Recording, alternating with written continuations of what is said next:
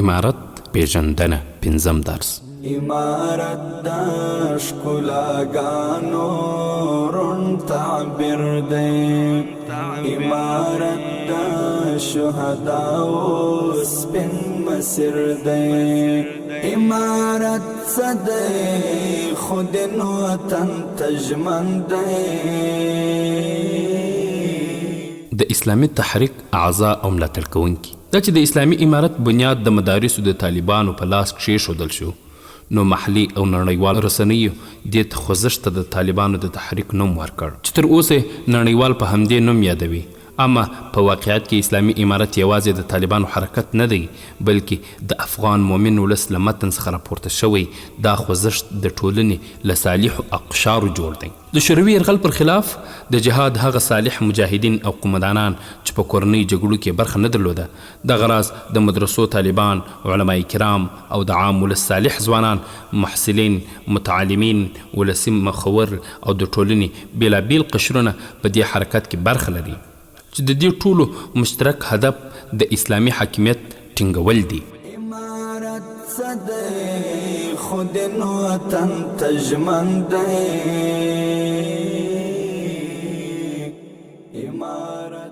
د اسلامي تحریک د تمویل او تصلیح مراجع لکه د مدرسو طالبان چې د عام ولس لخوا حمایه کیږي، په پیل کې د اسلامي تحریک هم حتی تر ډوډۍ پورې ټوله حمایه د ولس لخوا وه. د اسلامي امارت ځینو مؤسسینو چې پخوا جهادي قومندانانو له پخوا څخه یو څه وسلې درلودې چې له همدې امله وسلو څخه په استفادې قیام پیل کړ. وروسته ډېرو پخوانیو قومندانانو او صالحو مجاهدینو خپلې وسلې تحریک ته وقف کړې، لکه په کندهار کې ملا محمد رباني، حاجي بشیر، ملا محمد اخوند، ملا یار محمد، په پکتیا کې مولوي جلال الدین حقانی او د مولوي نصر الله منصور ملګري، په پکتیکا کې مولوي فرید الدین محمود، په روزګان کې ملا محمد شفیق محمدي، په هلمند کې رئیس عبدالواحد، په زابل کې د شهید ملا مدد خان ورور عزیز خان او پخوانی قومندان عبدالسلام راکټي، په کندوز کې قومندان عارف خان، دغسې ډېر نور قومندانان وروسته د فتوحاتو په سلسله کې ډېرې وسلې، ټانګونه، د جهاد د وخت ټوپکان او مهمات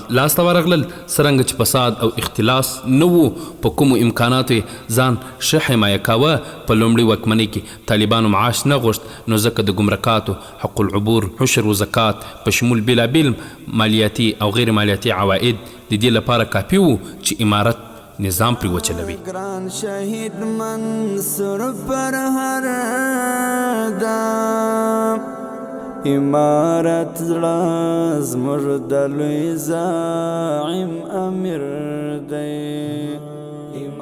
د اسلامي امارت د واکمنۍ شرعي حیثیت د اسلام له نظره د هر فردي او اجتماعي عمل لپاره تر ټولو مهم شی د هغه شرعي مبني او حیثیت دی. د هر کار او خوځښت په اړه لومړۍ پوښتنه چې راپورته کیږي دا وي چې آیا شرعاً جواز لري او که نه، یا شرعي حیثیت څه دی. څرنګه چې اسلامي امارت د علماء کرامو او متدینو خلکو خوځښت و، نو له همهغه اوله د موضوع شرعي اړخ ته توجه شوې وه. د تحریک له پیل وړاندې مولا محمد عمر مجاهد لومړی د خپل کار په اړه د سیمې له مخورو علماء کرامو استهدا وکړه چې هغوی ټولو ورته مثبت ځواب ورکړ او د ده کار مشروع بلکې لازمي وګاڼه. د تحریک له پیل څو میاشتې وروسته د کندهار ولایت علماء کرامو یو ځل بیا په دې مسله غور وکړ او له تحقیق وروسته یې فتوا صادره کړه چې د افتاء علما فی الجهاد الطلبا په عنوان د 1373 لمریز کال د دلوي په 28 په 40 مخونو کې چاپ شوې ده. په دې فتوا کې د طالبانو اصلاحي خوځښت مشروع او ضروري ګڼلي دي چې ځینې دلایل به لاندې را واخلو. خو له هغه مخکې د شر او فساد او ټوپکیانو هغه اعتراض ته باید ځواب ووایو چې د اسلامي تحریک پیل یې د رباني د حکومت پر خلاف خروج یا بغاوت ګڼلی. باید وایو چې شرعاً د یوه حکومت لپاره لومړی شرط سلطه او تمکین دی، او هغه وخت په افغانستان کې داسې مسلط او حاکم نظام موجود نه و چې پر افغانستان واک، سلطه یا تمکین ولري. د رباني حکومت حتی پر کابل ښار بشپړ واک نه درلود او یوازې د کابل ښار په یوه برخه ډیپلوماتیکه ساحه او خیرخانه باندې کنټرول و. په همدې تر لاس لاندې سیمو کې هم نه امن راوستی او نه شرعي قانون پیدا کړی و. لکه وړاندې د بشپړ هرج و مرج حالت و. حاکم نظام شتون نه درلود او په دغسې بې نظامه حالت کې که څوک د اصلاح لپاره اقدام وکړي، مفسدین ورک کړي، واک او سلطه حاصله کړي او شریعت ناپیس کړي، نو امارت یې صحیح او اطاعت یې واجب دی. په دې اړه له شرعي دلایلو څخه لاندې سو نمونه خروار په شکل در سره شریکوو. الله جل جلاله فرمایي: ولتکن منکم امة يدعون الى الخير ويأمرون بالمعروف وينهون عن المنكر واولئك هم المفلحون. سورة العمران ژباړه. او هرو مرو دي له تاسو یوه ډله وي چې هغه نور خلک د دین ښېګڼو ته راوبلي او خلک په نیکیو او ښو کارونو باندې امر کوي او له بدو کارونو څخه منع کوي او همدوی بریالي دي. او همدارنګه له ابوبکر صدیق رضی الله عنه څخه روایت دی، هغه وایي چې رسول الله صلی الله علیه وسلم وفرمایل: کوم قوم چې په هغه کې ګناهونه کیږي خو په دوی کې ځینې په دې قادر وي چې تغییر ورکړي، مخه یې ونیسي، خو دا کار ونه کړي، قریبه ده چې الله تعالی دوی په عام عذاب مبتلا کړي. همدارنګ ابوبکر صدیق رضی الله عنه په یو بل روایت کې راغلی دی، هغه وایي کله چې مؤمنان ظالم ویني او هغه تر لاس نه نیسي نو نږدې ده چې الله تعالی به ټول په خپل عذاب کې راګیر کړي. همدارنګه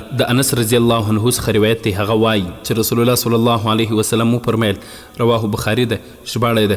انس رضی الله عنه روایت کوي چې رسول الله صلی الله علیه وسلم وفرمیل: د خپل ورور مرسته وکړه، که ظالم وي یا مظلوم. خلکو ویل د مظلوم مرسته کوو خو د ظالم مرسته به څنګه کوو؟ نبی کریم صلی الله علیه وسلم وفرمایل: د ظالم مرسته دا ده چې لاسونه یې له ظلم څخه ونیول شي. او همدارنګه امام ابو حنیفه رحمه الله فرمایي همداراز د وسلې په زور خلک شو کارونو ته رابرل او له منکراتو منع کول یوازې سلطان کولی شي او یا هغه څوک چې په دې کار کې نیک ملګری او ملاتړي ولري او د الله تعالی د دین یو امانتدار شخص یې مشر وي. دلته دوهم حالت د هغه وضعیت حکم بیانوي چې په یو هیواد کې هرج او مرج، ملک الطوایفي او ګډوډي وي، حاکم نظام شتون ونه لري چې بیا د مسلمانانو یوه صالحه ډله هم کولی شي د اصلاح لپاره قیام وکړي او لاس په کار شي. د اسلامي امارت د تاسیس بله مهمه شرعي وجه دا وه چې د اسلامي ارشاداتو له نظره د اسلامي نظام او د دولت تاسیس د ټولو مسلمانانو مشترکه وجیبه ده، ځکه مسلمانان د شریعت په تنفیذ باندې مامور دي او د شریعت نفاذ تر حکومت او نظام جوړولو پورې متعلق دي. د همدې هدف لپاره په افغانستان کې له کلونو علماء کرامو، مجاهدینو او عامو مسلمانانو خورا ډیرې قربانۍ ورکړې، زندانونه او هجرتونه یې ګاللي او له قسم مشقات سره مخامخ شوي. د کمونیزم په خلاف د افغانانو جهاد هم په حقیقت کې د همدې هدف لپاره وو، نو د دې وجیبې در ترسره کولو لپاره طالبانو قیام وکړ تر څو د الله تعالی په ځمکه یو واقعي شرعي نظام تاسیس کړي.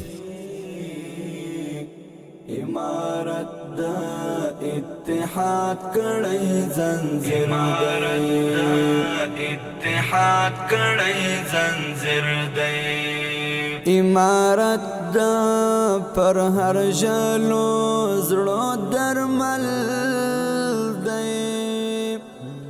امارت قدرمنو اوریدونکو، په څلورم فصل کې د اسلامي امارت پرمختګونه اورو. اسلامي امارت د واکمنۍ په لومړي دور کې د هیواد په 90% عارضي واک او تسلط درلود. بیلابیلو ولایتونو ته د اسلامي امارت پراختیا په 4 پړاوونو کې ترسره شوه. د 1473 هجري شمسي کال په وروستیو میاشتو کې جنوب ختیځ او ځینې مرکزي ولایتونه په 1474 کال کې د هرات په شمول د هیواد لویدیځ ولایات، په 1475 کال کې د ختیځ زون او د پلازمینې کابل په شمول ځینې مرکزي سیمې او په 1479 کال کې د هیواد ټول جنوبي او مرکزي ولایات د اسلامي امارت تر تصرف لاندې راغلل. دلته د اسلامي امارت د تکامل سیر بیلابیلو پړاوونو ته مختصره اشاره کوو. د هیواد د جنوب ختیځو نیول 1473 هجري شمسي کال، د کندهار له فتح وروسته د 1473 هجري شمسي کال د قوس او جدي په میاشت کې روزګان ته د مولا محمد رباني په مشرۍ، هلمند ته د مولا محمد اخوند په مشرۍ او زابل ته د ملا نور الدین ترابي په مشرۍ د طالبانو سقیات پیل شول چې د دې 3 واړو ولایتو مراکز پرته له جنګ څخه تر خپل تصرف لاندې راوستل. د هیواد د جنوبي جنوب ختیځ او ځینو مرکزي ولایاتو نیول 1473 هجري شمسي کال. جدي 28 طالبان د غزني ولایت مرکز ته داخل شول او د هوایي ډګر او 14 فرقې په شمول مهمې سیمې تصرف کړې. د غزني ولایت په بشپړ ډول هغه وخت د طالبانو تر واک لاندې راغی کله چې څو ورځې بعد د دلوي میاشتې په لومړیو کې د غزني د روزي او یونټ له سیمې د حکمتیار او حزب وحدت ځواکونه وشړل شول. دل وشلمه طالبانو د غزني او وردګو ترمنځ ششګاو د حزب له قواو سره جګړه وکړه او تر سید آباد پورې سیمه ونیوله. دل 28 طالبان میدان ښار ته ورسېدل. دل 22 طالبانو د میدان وردګو د سید آباد تنګي د لوګرپل عالم او محمد اغا ونیول.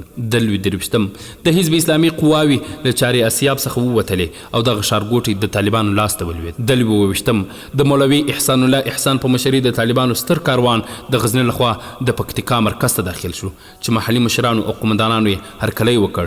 سید عبدالله اغا د پکتیکا د والي په حیث وټاکل شو. دل 29 د طالبانو همدا کاروان د پکتیا مرکز ګردیز ته داخل شو. محلي خلکو او مجاهدین ورسره ملاتړ اعلان کړ او مولا محمد ابراهیم صدر د پکتیکا والي په حیث وټاکل شو. حتنم د پکتیکا په ګرده سیړۍ کې لویه جلسه د ستر جهادي شخصیت مولوي جلال الدین حقانی په مشرۍ د پکتیکا او خوست مجاهدینو او قومندانانو له اسلامي تحریک سره پیوستون او ملاتړ اعلان کړ. د مولوي احسان الله احسان په مشرۍ طالبان له پراخ هرکلي سره خوست ته ورسېدل. حوت شلم طالبان د چاراسیاب او ریشخور له اړخه د کابل جنوب غرب ته ننوتل ترڅو له حزب وحدت سره د شوې موافقې له مخې هماهنګۍ شورا اړوند سیمې تصرف کړي. خو ناڅاپه د مسعود او وروسته د حزب وحدت له سختې حملې سره مخامخ شول. طالبانو عقب نشیني وکړه او د حزب وحدت مشر عبدالعلي مزاري ژوندی ونیو. نوموړي کندهار ته د انتقال پر مهال په چورلکه کې جنجال وکړ. چورلکه له اضطراري ناسته وکړه او د غزني ښار لویدیځ ته د ناني په سیمه کې په 2 طرفه ډزو کې مزاري له څو نورو کسانو سره د حوت په 22 ووژل سو. احمد عمر دا امارت دا ګران شهید منصور پر هر دا امارت زموږ د لوی زعیم امیر. د هرات په شمول په لویدیځو ولایاتو تسلط 1440 هجري شمسي کال. سنبله څلورمه د فراه له استقامته د تورن اسماعیل خان د ځواکونو پراخ یرغل. د تحریک لومړي نظامي سرقمندان ملا محمد اخوند د هلمند په شوراب کې شهید او پر ځای ملا رحمت الله اخوند وټاکل شو. سنبله شپږم د هلمند په ګرش کې د طالبانو او اسماعیل خان د ځواکونو ترمنځ پریکنده جګړه د ملا رحمت الله اخوند، ملا دادالله اخوند، ملا عبدالسلام مجروح او نور نظامي قومندانانو تر مشرۍ لاندې مجاهدینو د اسماعیل خان ځواکونو ته تاریخي شکست ورکړ چې وروسته د ملا محمد رباني او ملا مشر اخوند تر مشرۍ لاندې د کوموکي طالبانو پر رسېدو د فراه او هرات د ازادۍ عملیات پیل او د اسماعیل تښتېدونکي ځواکونه پسې تعقیب شول. سنبله 14 د فراه له ازادۍ وروسته د هرات ولایت هم په بشپړ ډول فتحه. اسماعیل خان د اسلام کلا له لوري ایران ته وتښتېد.